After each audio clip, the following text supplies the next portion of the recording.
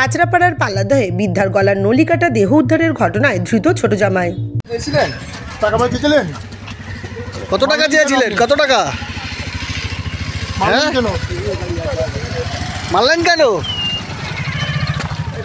জেটিয়া থানার অন্তর্গত নৈহাটি বিধানসভার কাপাচাকলা গ্রাম পঞ্চায়েতের পাল্লাদহে শিমুলতলা এলাকায় গত 24শে জানুয়ারি সকালে ফুলজান বিবি নামে 80 বছরের এক বৃদ্ধার গলার নলি কাটা মৃতদেহ পুলিশ উদ্ধার করেছিল।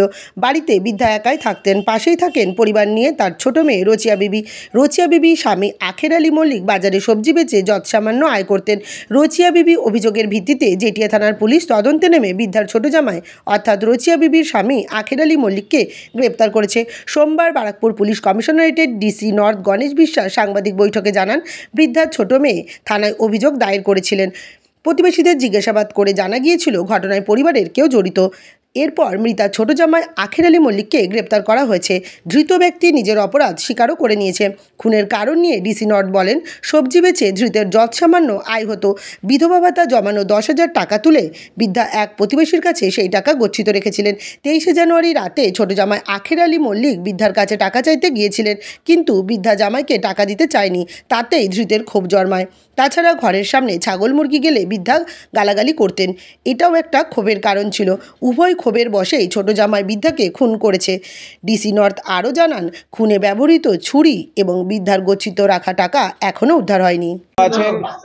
গত 24 তারিখ সকালবেলায় সত্তরোদ্ধা একজন বৃদ্ধার গলা কাটা অবস্থায় তার মৃতদেহ তার বাড়িতে পাওয়া যায়। আমরা সেই ঘটনাস্থলে পৌঁছই এবং মৃতদেহটিকে তুলে নিয়ে পোস্টমর্টমের জন্য পাঠাই। কিন্তু মৃতদেহ দেখার পর আমাদের প্রথমেই সন্দেহ হয় যে এটা খুন হয়েছে, কিন্তু কি কারণে খুন হয়েছে বা কারা খুন করেছে সেগুলো নিয়ে আমাদের বেশ কিছু সংশয় ছিল। প্রতিবেশীদের যখন আমরা জিজ্ঞাসাবাদ শুরু করি তখন আমরা প্রাথমিকভাবে একটা ধারণা তৈরি করতে পারি যে এই খুনে জড়িত পরিবারের কোনো সদস্য।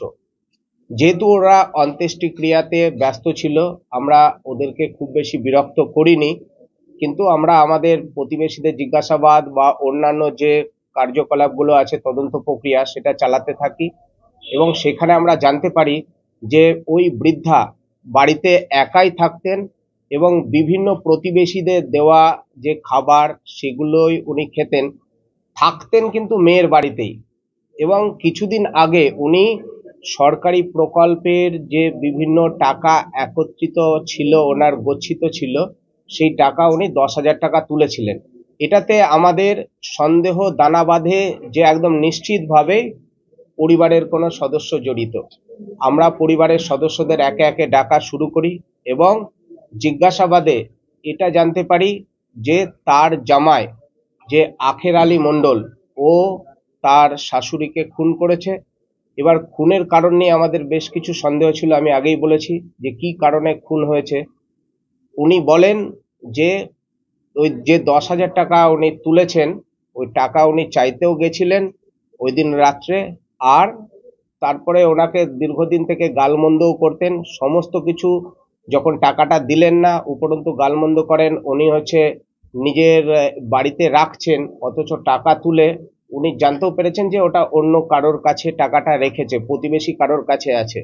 এই কারণে উনি খুন করে দিয়েছেন। এবং আপনারা আশ্চর্য হবেন যারা ওই দিনটাতে উপস্থিত ছিলেন, যে আমাদের সামনেই তার জামাই কিন্তু ছাগলকে খুব নির্লিপ্তভাবে খাবার দাবার দিচ্ছিল। আপনারা যারা সাংবাদিকরা উপস্থিত ছিলেন, আমরা যখন ভিজিট করেছি, যার জন্য আমাদের চোখের সামনে ঘুরলেও আমাদের বিন্দুমাত্র তার আচার আচরণের সন্দেহ হয়নি যে উনি খুন করতে পারেন। কিন্তু যখন উনি খুনের কথা স্বীকার করলেন এবং কেন করলেন সেগুলো আমাদের কাছে স্পষ্ট হয়ে গেছে এবং আপনারাও বুঝতে পারছেন যে আসামিকে আমরা দেখালাম, উনি নিজেও বলেছেন যে কিভাবে খুন করেছেন। এবং পোস্টমর্টেমে আমরা যে তথ্যগুলো এখনো পর্যন্ত যতটুকু জানতে পেরেছি তাতে করে উনি যা বলেছেন তার সঙ্গে করবোরেটেড হয়েছে। ধারালো অস্ত্র উদ্ধার হয়নি। আমরা রিমান্ডে নিয়ে এসে আরো জিজ্ঞাসাবাদ করে কোথায় ফেলেছে এবং ওই টাকাটা কোথায় কার কাছে প্রতিবেশীর কাছে গচ্ছিত আছে সেটাকেও আমরা খোঁজার চেষ্টা করছি। আসামিকে আমরা থানা থেকেই গ্রেফতার করেছি। জিজ্ঞাসাবাদের জন্য বললাম, পরিবারের সদস্যদেরকে আমরা বিভিন্ন সময় ডাকছিলাম।